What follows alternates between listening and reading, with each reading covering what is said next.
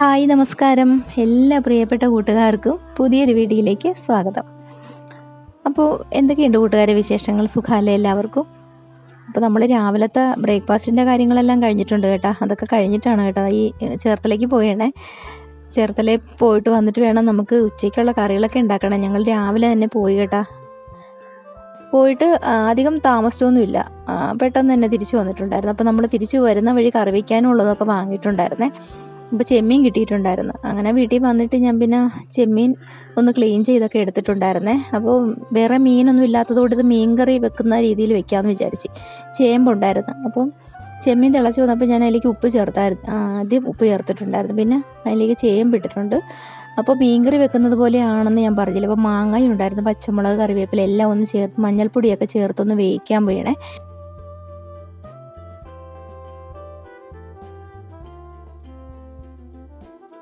എന്നിട്ട് അരയ്ക്കാനുള്ളതാണ് കേട്ടോ. പെരിഞ്ചീരകം, കുരുമുളക്, നമ്മൾ മീൻകറിക്ക് അരയ്ക്കുന്നതൊക്കെ ഞാൻ അരയ്ക്കും കേട്ടോ.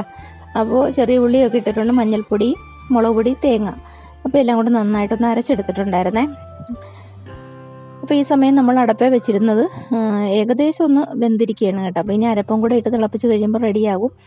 അങ്ങനെ അരപ്പെല്ലാം ചേർത്ത് കറിയൊക്കെ തിളച്ച് വന്നപ്പോൾ വെളിച്ചെണ്ണ ഒഴിച്ചിട്ടുണ്ടായിരുന്നു, മീൻകറി ചെയ്യുന്നത് പോലെ തന്നെ കേട്ടോ. അപ്പോൾ കറിയൊക്കെ റെഡിയായി കിട്ടി. അങ്ങനെ ഒരു ബൗളിലോട്ട് ഞാൻ ആ കറികളൊക്കെ ഒന്ന് എടുത്ത് വെക്കണേ.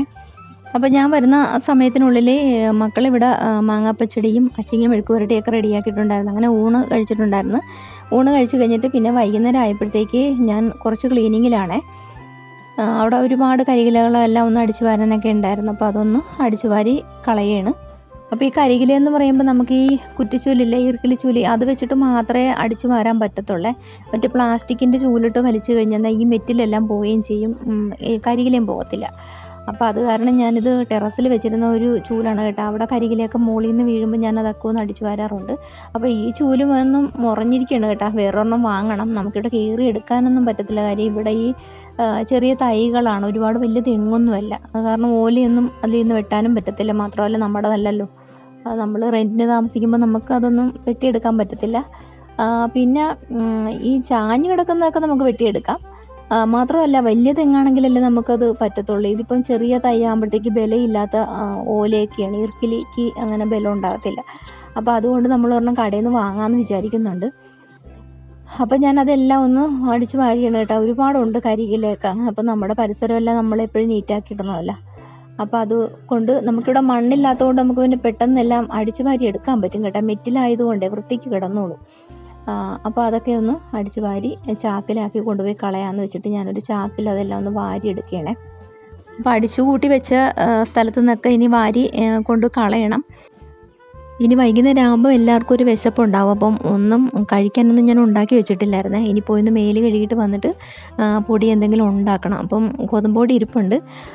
അപ്പം ഞാൻ ആ ചവറെല്ലാം ഒന്ന് വാരി ചാക്കിലാക്കി എടുത്തിട്ടുണ്ടായിരുന്നു. അങ്ങനെ വാരി കൂട്ടി വെച്ചിരുന്ന പാട്ടിൽ നിന്നെല്ലാം ഞാനത് കൊണ്ടുപോയി കളഞ്ഞിട്ടുണ്ടായിരുന്നു. അതിനുശേഷം പോയി മേലൊക്കെ കഴുകി വന്ന് പിന്നെ അടുക്കളയിൽ ചെന്നിട്ട് പൊടി കുഴച്ച് ഞാൻ അട ഉണ്ടാക്കിയിട്ടുണ്ടായിരുന്നു. അപ്പോൾ ഇന്നത്തെ വിശേഷങ്ങൾ ഇത്രയൊക്കെയുള്ളൂ. കൂട്ടുകാർക്ക് ഈ വീഡിയോ കണ്ട് ഇഷ്ടപ്പെടുകയാണെങ്കിൽ ഒരു ലൈക്ക് തന്ന് നമ്മളെ സപ്പോർട്ട് ചെയ്യണം.